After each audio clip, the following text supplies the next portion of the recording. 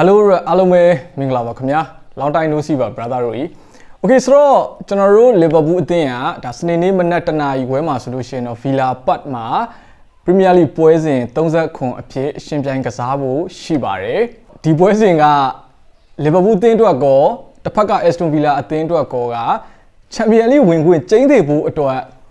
ရမှတ်3မှတ်ကအရေးကြီးတဲ့ပွဲစဉ်ပဲဖြစ်ပါတယ်ဆိုတော့တင်ချာနီးအရကြည့်မယ်ဆိုလို့ရှိရင် Aston Villa အသင်းရောကျွန်တော်တို့ Liverpool အသင်းရောကလက်ကျန်နှစ်ပွဲစီရှင်ပြိုင်ကစားဖို့ရှိတယ်လက်ရှိမှာပွဲစဉ်36အခု Villa နဲ့ကစားမယ့်ပွဲစဉ်က39နှစ်သင်းစလုံးဒီလက်ကျန်နှစ်ပွဲမှာရမှတ်ဆုံးရှုံးလို့မရပါဘူးလက်ရှိမှာ Villa ရေ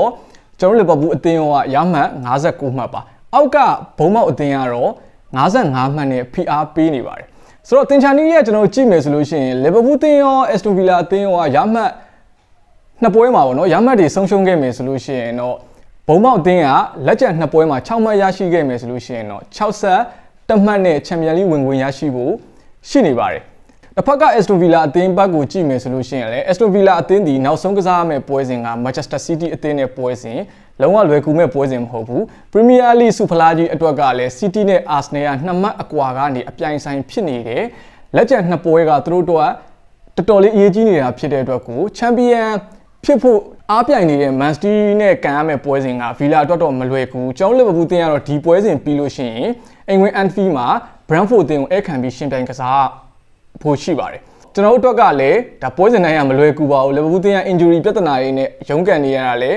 ဒါ brother တို့အသိပဲနောက်ဆုံးရှင်ပြိုင်ကစားခဲ့တဲ့ Premier League နှစ်ပွဲဆက်မှာလည်းနိုင်ပွဲပျောက်ဆုံးခဲ့တယ် United ကိုရှုံးတယ် Chelsea နဲ့တခါတည်ကြခဲ့တယ်လက်ရှိမှာလည်း injury ပြဿနာလေးတွေရှိနေသေးပဲလို့ပြောရမှာလည်းဖြစ်ပါတယ်ဆိုတော့ Villa အသင်းကတော့ current form အရသူဒီလဲ Premier League နောက်ဆုံး3ပွဲဆက်နိုင်ပွဲပျောက်ဆုံးထားတယ်နောက်ဆုံးရှင်ပြိုင်ကစားခဲ့တဲ့ပွဲစဉ်မှာတော့ Burnley နဲ့တည်ကြထားတယ်ပြီးတော့ Aston Villa အသင်းအတွက်ကလည်း Europa League Final လည်းကစားဖို့ရှိသေးတယ်ဒါကနည်းနည်းတော့လိုပါသေးတယ်ဆိုတော့ဒီပြ Unai Emery နဲ့ Aston Villa အသင်းသားတွေကတော့ Champions League ကျင်းသေပေါဝင်ခွင့်ရရှိဖို့အတွက်က Villa ပတ်မှာကျွန်တော် Liverpool အသင်းစီကအနိုင်ဆုံးတရေတမှတ်နဲ့အနိုင်3မှတ်အတွက်ကိုကျင်းသေးပေါပြင်ဆင်လာမှာလည်းဖြစ်တယ်ဆိုတော့ကျွန်တော် Liverpool အသင်းကလည်းဒီပွဲစဉ်ကအနိုင်ဆုံးတရေနဲ့အနိုင်ကစားအမှာလည်းဖြစ်တယ်နှစ်သင်းစလုံးအတွက်ကျွန်တော်ရှေ့ကပြောခဲ့သလိုပဲပေါ့နော်အရေးကြီးပါတယ်ဆိုတော့ head to head ရကြည့်မယ်ဆိုလို့ရှိရင်တော့ Aston Villa အသင်းရဲ့အိမ်ကွင်းမှာ Villa Park မှာကျွန်တော် Liverpool တင်ကတွားရောက်ကစားတိုင်းမှတ်တမ်းကောင်းတော့ရရှိထားတယ်တပွဲကိုပြန်မျှနောက်ဆုံးကစားခဲ့တဲ့9ပွဲကိုကြည့်မယ်ဆိုလို့ရှိရင်တော့အဝေးကွင်းကနေပြီးတော့2ဂိုးအထက်ဂိုးသွင်းယူနိုင်တာမျိုးရှိတယ် Aston Villa အသင်းကိုပထမအကြောက်ကလည်းကျွန်တော် Liverpool တင်က Aston Villa အသင်းကိုဒါ2-0ဆိုတဲ့ရလဒ်မျိုးနဲ့အနိုင်ရရှိထားတယ်သို့တော့အခြေအနေကတော့မတူပါဘူးလက်ရှိမှာကျွန်တော်တို့ဒါ Konate injury ပြဿနာရှိနေသလို Ekitike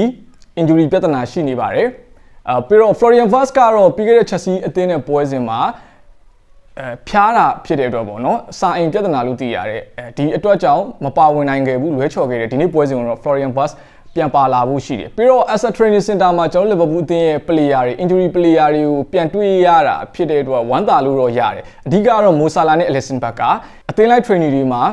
ပြန်လဲပါဝင်လာတာကိုတွေ့ရတယ်တိုးတော့ Mo Salah နဲ့ Alisson Becker ကဒီပွဲစဉ်ကိုတော့ပါဝင်ဖို့ရာခိုင်နှုန်းတော့နည်းမယ်လို့တော့ကျွန်တော်ယူဆတယ် okay ဆိုတော့ကျွန်တော် Aston Villa အသင်းဘက်ကိုကြည့်အောင်ဆိုတော့ Aston Villa အသင်းဘက်မှာစောင့်ကြည့်ရမယ့်ကစားသမားကတော့ဒါ Oliver King ပဲဖြစ်တယ်ဆိုတော့ Oliver King ဒီ Aston Villa အသင်းရဲ့တိုက်စစ်ကိုဦးဆောင်ပြီးတော့ဒီရာသီမှာလည်းဒါ Premier League ပွဲစဉ်တွေမှာ Villa အသင်းအတွက်ကိုဒါ12ဂိုးထိသွင်းယူပေးထားတဲ့ကစားသမားဆိုတော့ဒီကစားသမားတော့ကျွန်တော်စောင့်ကြည့်ရမယ်နောက်တစ်ချက်စောင့်ကြည့်ရမှာကတော့ Wayne ကစားသမား John McGinn နဲ့တစ်ဖက်က Morgan Roger ကတော့တကယ်ကိုအရေးသွေးမြင့် quality player finishing ဘိုင်းလည်းပြောစရာမလိုဘူးပြီးတော့ဒါ individual စွမ်းဆောင်ရည်နှစ်ယောက်ကြားတွေကလှည့်ထွက်တာတွေအဝေးကန်ချက်တွေနဲ့အဆုံးသက်ကောင်းမွန်တဲ့ player ဖြစ်တဲ့အတွက်ကိုအဓိကကျွန်တော်ထိန်းချုပ်ဖို့လိုအပ်တာမျိုးရှိတယ်သူတို့တင်းရဲ့ကစားသမား camera ကတော့ဒီပွဲစဉ်ကိုလွဲချော်ဖို့ရှိတယ် Onana လွဲချော်ဖို့ရှိတယ်တိုးတော့ Douglas Luiz ရှိနေတယ်Barkley လိုကစားသမားမျိုးတွေ Tielemans လိုကစားသမားမျိုးတွေရှိနေတာဖြစ်တဲ့အတွက် Villa အသင်းကတော့မှကျွန်တော် Liverpool အသင်းထက်စားလို့ရှိရင်လူပိုစုံနေလို့ပြောမှလည်းဖြစ်ပါတယ် Okay ဆိုတော့ကျွန်တော်ခံမှန်းလိုက်နဲ့လေခံမှန်းကြည့်အောင်ဆိုတော့ Aston Villa အသင်းအင်ရှင်ဖြစ်တဲ့အတွက်ကျွန်တော်အင်ရှင်အသင်းရဲ့ဖြစ်နိုင်မှု line နဲ့ခံမှန်းကြည့်အောင်ဆိုတော့တေးကြပါတဲ့ center forward နေရာမှာကတော့ဒီပြ Unai Emery အနေနဲ့ဒါ Oliver King ကိုပဲအသုံးပြုလာလိမ့်မယ်ကစားကွက်ကလည်း4-2-3-1ဆိုတဲ့ပုံစံမျိုးနဲ့ပဲ Liverpool ရင်ဆိုင်လာနိုင်ဖို့ရှိတယ်တောင်ပံတစ်ဖက်မှာကျွန်တော်ကပြောတယ်ဒါ Morgan Roger နဲ့တစ်ဖက်မှာ John McGinn ပေါ်ထွက်လာဖို့ရှိတယ်ကွင်းလယ်မှာကတော့ Barkley ဖြစ်နိုင်မှုရဲ့ line နဲ့မှာပြထားတဲ့အတိုင်းဆိုရင်တော့ပြီးရင် Douglas Luiz နဲ့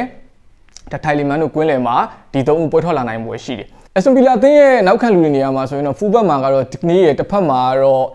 match cash ပွဲထွက်လာဖို့ရှိတယ်။ center back အတွဲဆိုလို့ရှိရင်လည်း Konsa နဲ့ Torres ပွဲထွက်လာနိုင်ပွဲရှိပါတယ်။ကိုသမားကတော့အဓိကကိုသမား Martinez ပဲပွဲထွက်လာဖို့များပါတယ်။ဆိုတော့ Aston Villa အသင်းရဲ့လူစင်းကလည်းတော်လေးတောင့်တင်းပါတယ်။ကျွန်တော်ရှေ့ရပြောသလိုပဲအဓိကတော့ Morgan Roger တို့ Oliver Kane တို့ကိုအဓိကထိန်းချုပ်ဖို့လိုအပ်တယ်ပြီးတော့ကစားပုံနည်းနည်းလေးကျန်းတဲ့ Douglas Lewis တို့ Tyleman တို့ပေါ့နော်သူတို့တွေနဲ့ရင်ဆိုင်ရမယ်ကျွန်တော်တို့ကွင်းလေက injury ထပ်မရဖို့တော့လိုတယ်ပြီးတော့ wide နီးပြUnai Emery ဦးဆောင်လာမှာဖြစ်တဲ့အတွက်ကိုဒါနီးပြ Arne Slot အနေနဲ့ရပါတော့เนาะဒါ Nice နဲ့ပိုင်းဘလို့အသာစီးရယူပြီးတော့နိုင်ပွဲရှာလာမလဲဆိုတော့ press conference မှာနီးပြ Arne Slot ကပြောခဲ့ပါတယ်ဒီပွဲစဉ်ကကျွန်တော် Liverpool အသင်းအတွက်ချိန်သေးပေါက်ခက်ခဲမဲ့ပွဲစဉ်ပါပဲဆိုတော့ပွဲစဉ်တော်တော်များများကတော့ကျွန်တော် Liverpool အသင်းအတွက်ခက်ခဲတဲ့ပွဲစဉ်တွေကြီးပါပဲဆိုတော့ရာသီပိတ်သိမ်းကန်တာနီးလေ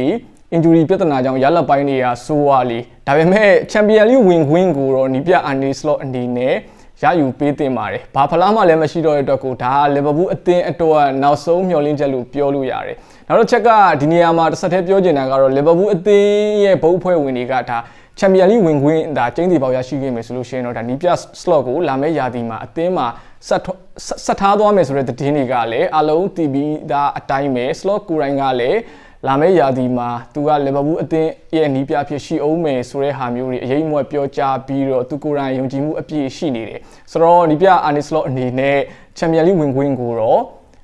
့ရရှိဖို့အတွက်ဒီပွဲစဉ်ရမှတ်3မှတ်ကအရေးကြီးတယ်တေချာပေါက်ကတော့ဒီနှစ်ပွဲမှာ3မှတ်ရဖို့လိုတယ်Aston Villa အသင်းနဲ့ပွဲစဉ်ရဲ့ Brentford အသင်းနဲ့ပွဲစဉ်ရဲ့မှာပေါ့နော်တကယ်လို့ Villa အသင်းကိုအနိုင်မရရှိခဲ့ဘူးဆိုလို့ရှိရင်တော့ Brentford အသင်းနဲ့ပွဲစဉ်မှာကျွန်တော်တို့တို့က PRဖြစ်ကောင်းဖြစ်လာနိုင်တယ်တစ်ဆက်တည်းမှာပဲတစ်ဖက်ကဘုံမောက်တင်းကနှစ်ပွဲဆက်နိုင်ပွဲရရှိခဲ့မယ်ဆိုလို့ရှိရင်တော့ဘုံမောက်အတွက်ကလည်းမျှော်လင့်ချက်ဖြစ်လာဖို့တော့ရှိတယ်တိုးတော့ဘုံမောက်ကလည်း Manchester City အသင်းနဲ့တွေ့ဖို့ရှိတယ်နောက်ဆုံးကစားမဲ့ပွဲစဉ်မှာနောက်ဆုံးကစားမဲ့ပွဲစဉ်နှစ်ပွဲမှာဆိုတော့ Villa နဲ့ဘုံမောက်ကတော့ Champion လူနေတယ်ပေါ့နော် City နဲ့ရင်ဆိုင်ရမှာဆိုတော့လွယ်တော့မလွယ်ဘူးဒီလိုအနေအထားမှာကျွန်တော်တို့ Liverpool အသင်းကတော့အနည်းငယ်အားသာချက်တော့ရှိတယ်တိုးတော့ဘာမှမဆိုဖြစ်သွားနိုင်တဲ့ဘောလုံးပွဲစဉ်တွေရဲ့ထုံးစံတိုင်းပဲကိုအသင်းအနေနဲ့ပေါ်ဆလို့တော့မရပါဘူးနှစ်ပွဲအရန်အရေးကြီးပါတယ် Okay ဆိုတော့ကျွန်တော်တို့ Liverpool အသင်းရဲ့ဖြစ်နိုင်မှု line တစ်ချက်ကြည့်အောင်ပေါ့နော်ဆိုတော့ Liverpool အသင်းကတော့ဒီပွဲစဉ်မှာတော့ပွဲအစတွေက Lassana Isak ကို Center for နေရာမှာအသုံးပြုလာနိုင်တယ်ပွဲအစတွေကပြီးတော့တောင်ပံမှာကCorey Gakpoတစ်ဖက်မှာကတော့ညာချမ်းမှာကတော့ဒါ frame pound ကို3ကောင်း3လာနိုင်တယ်သူမဟုတ်ဒါ super slide လည်းရှိပါတယ်အဲ့လိုမဟုတ်ဘဲနဲ့ဒီ Gakpo ကိုဘယ်ချမ်းမှာမသုံးဘူးနေပြန်ကောင်းလာပြီဖြစ်တဲ့ Florian Wirtz ကိုဘယ်ချမ်းမှာသုံးမယ်ဆိုလို့ရှိရင်တော့Corey Gakpo striker နေရာမှာလည်းသုံးချင်သုံးလို့ရတယ် Corey Gakpo တောင်ပံမှာကတော့တစ်ဖက်မှာ Florian Wirtz နဲ့တစ်ဖက်မှာကတော့ frame pound ကိုသုံးချင်သုံးလို့ရတယ်ကွင်းလယ်မှာကတော့Gravenberch ရဲ့ McAllister ရဲ့ Szoboszlai ကတော့နံပါတ်10ပုံစံမျိုးနဲ့ပွဲထွက်လာဖို့များတယ် option ကတော့လုံးလို့ရနေပါသေးတယ်တကယ်လို့ Szoboszlai ကိုညာချမ်းပို့ပြီးတော့နံပါတ်10 position မှာ Florian Wirtz ကိုထားပြီးတော့ဘယ်ချမ်းမှာကျွန်တော် Corey Gakpo ကိုသုံးလို့ရတယ် Isak ကို center forward မှာသုံးပြီးတော့အဲ့လိုပုံစံမျိုးလည်းအသုံးပြုကောင်းပြုနိုင်တယ်ပြီးတော့ Numoha လေးကိုလည်းဘယ်ချမ်းမှာသုံးလို့ရတယ်ကျင်းစီဘောက်ကတော့ကျွန်တော်ထင်ပါတယ် Numoha ကဒီပွဲစဉ်မှာလည်းဒုတိယပိုင်းလောက်မှာပဲဖြစ်ဖြစ်ပေါ့နော်ကစားခွင့်ရမယ်လို့ကျွန်တော်ထင်တယ် Chelsea နဲ့ပွဲစဉ်မှာလည်းအကောင်းဆုံးလုတ်ပြသွားတယ်သူ့အနေနဲ့နီးပြ Arne Slot လူထုတ်လိုက်တဲ့အပေါ်မှာတော့မှလူစားလဲလိုက်တဲ့အပေါ်မှာတော့မှကျွန်တော်ပြည်သက် data စောတကတက်ခဲ့တာမျိုးတွေရှိတယ်ဆိုတော့ Numoha အတွက်ကတော့တကယ်ကိုထိုက်တန်ပါတယ် Liverpool အသင်းရဲ့ဘယ်ချမ်းတနေရာမှာပွဲထွက်ကစားခွင့်ရဖို့အတွက်ဆိုတော့ဒီပွဲစဉ်မှာကျွန်တော်ထပ်ပြီးတော့ကြည့်ရမှာမျိုးလေးရှိတယ် Okay ဆိုတော့ center back မှာကတော့ Virgil နဲ့ဖြစ်နိုင်ပွဲ line မှာတော့9တေးကိုတော့ပြထားတယ် minor လောက်နဲ့ပြီးသွားမယ်အရင်မပြင်းထန်ဘူးဆိုလို့ရှိရင်တော့ပါလာဖို့ရှိတယ်ဆိုတော့ training center မှာလည်းကျွန်တော်တို့ဒါ9တေးအနေနဲ့အသင်းနဲ့ပူးပေါင်းထားတာဖြစ်တဲ့အတွက်ပါဖို့ရာခိုင်နှုန်းတော့များပါတယ်ဆိုတော့တစ်ဖက်က full back မှာတော့ကတကြုံကို3ကောင်း3နိုင်တယ်သူမဟုတ် Gomez ရှိမယ်တစ်ဖက်မှာကတော့ Robo နဲ့ Carras ဆိုတော့ဒီပွဲစဉ်မှာတော့ကျွန်တော်စိတ်ထင်ဒါ Robo ကိုပွဲစတွေက3လိမ့်မယ်လို့တော့ကျွန်တော်ထင်တယ်ဆိုတော့ Aston Villa နဲ့အရေးကြီးတဲ့ပွဲစဉ်မှာပေါ့နော်ဒီ senior သားသမားတွေရဲ့အတွေ့အကြုံပိုင်းကလည်းတော်တော်လေးအရေးကြီးတဲ့အခြေအနေမျိုးမှာ Robo ကိုပွဲထွက်ခွင့်ပေးမလားတစ်ချက်ကြည့်ရမှာမျိုးလေးရှိတယ် Okay ဒါကတော့ကျွန်တော်တို့ Liverpool အသင်းရဲ့ဖြစ်နိုင်မှု line up ပါ option တွေကတော့အများကြီးလုပ်လို့ရတယ်တေချာတာကတော့ Florian Wirtz ပြန်ပါဝင်လာဖို့ရှိတယ်လို့ Lassana Isak လည်းပွဲအစတွေကပါဖို့ရာခိုင်နှုန်းများပါတယ် center forward နေရာမှာဆိုတော့ဒါကတော့ကျွန်တော်တို့ Liverpool အသင်းရဲ့ဖြစ်နိုင်မှု line up ပါ Okay ဆိုတော့ကျွန်တော်တို့အဓိကဒီပွဲစဉ်အပေါ်မှာအနည်းငယ်ချင်းကပ်ကြည့်မယ်ဆိုလို့ရှိရင်တော့Villa ပတ်မှာ Villa အနေနဲ့ကဒီပွဲစဉ်ကိုလည်း 100% အာရုံစိုက်လာမှာဖြစ်တဲ့အတွက်ကို တော်တော်လေးခက်ခဲမှာဗျဆိုတော့ကျွန်တော်လီဗာပူးတင်းရဲ့နောက်ပိုင်းပွဲစဉ်တွေကိုကြည့်မယ်ဆိုခန်းစစ်ပိုင်းကဂိုးတွေပေးနေရတဲ့တကြောင်တစ်ဖက်ကတိုက်စစ်အားသန်နဲ့ဒါမော်ဂန်ရောဂျာတို့လိုမြန်နှုံးမြင့်ကစားသမားတွေအိုလီဝက်ခင်းတို့လို18ဂိုက်ထဲမှာကြောက်ဖို့ကောင်းတဲ့ကစားသမားတွေရှိနေတာဖြစ်တဲ့အတွက်ကျွန်တော်တို့အနေနဲ့target ပိုင်းတွေပေါ့နော်ပြီးတော့ဒီ second ball တွေ individual တွေကလုံးဝအတင်းဆောင်ခံလို့မဖြစ်ဘူးယုံကြည်မှုရှိစွာနဲ့ဒီပွဲကိုဒါကစားဖို့လိုတယ်ဆိုတော့ဒီပွဲစဉ်ကိုကျွန်တော်တို့ဒါညှစ်ပြီးကစားလိုက်မယ်ရမှတ်3မှတ်သာအပြည့်အဝရခဲ့မယ်ဆိုလို့ရှိရင်တော့ Brentford နဲ့ပွဲစဉ်ကတော့လူငယ်တွေကိုနေရာပေးပြီးတော့တက်တောင့်တက်တာနဲ့ကစားလို့ရတယ်ကစားလို့ရမယ့်ပွဲစဉ်မျိုးဖြစ်လာဖို့ရှိပါတယ်ဒါကြောင့် Villa နဲ့ပွဲစဉ်ကကျင်းစီပေါကျွန်တော်အနေနဲ့နိုင်မောရရှိဖို့လိုအပ်တယ်တကယ်ကိုခက်ခဲမဲ့ပွဲစဉ်မှာဆိုတော့လက်ရှိမှာခံမှန်းမှုတွေအရာဆိုလို့ရှိရင်လေလီဗာပူးတင်းကအဝေးကွင်းကနေပြီးတော့ပပလေးအကျော်ပေးထားတယ်ဆိုတော့ညာလေဒီပွဲစဉ်ကတရေရလက်ကိုဥတီနေတယ်ဆိုတဲ့ပုံစံမျိုးတွေခံမှန်းထားကြတယ်1-1ဆိုတဲ့ရလက်မျိုးတွေခံမှန်းထားတယ်2-2ဆိုတဲ့ရလက်မျိုးတွေခံမှန်းထားတယ်အနိုင်ရရှိမဲ့ win rate ရာခိုင်နှုန်းကတော့ဒါလီဗာပူးကတော့အသင်းကြီးဖြစ်တဲ့အတွက်ကိုလီဗာပူးကရာခိုင်နှုန်းနည်းနည်းလေးပို့ပြီးတော့များတယ်တိုးတော့အပြတ်သက်မဟုတ်ဘူးဒါကလည်းဗီလာပတ်ဖြစ်နေတဲ့အပြင်ကိုချန်ပီယံလိဝင်ခွင့်အတွက်ရမှတ်တူ2သင်းရဲ့တွေ့ဆုံနေတဲ့အခြေအနေမျိုးကြောင့်လည်းဖြစ်ပါတယ်။ Okay ဆိုတော့ဒီပွဲစဉ်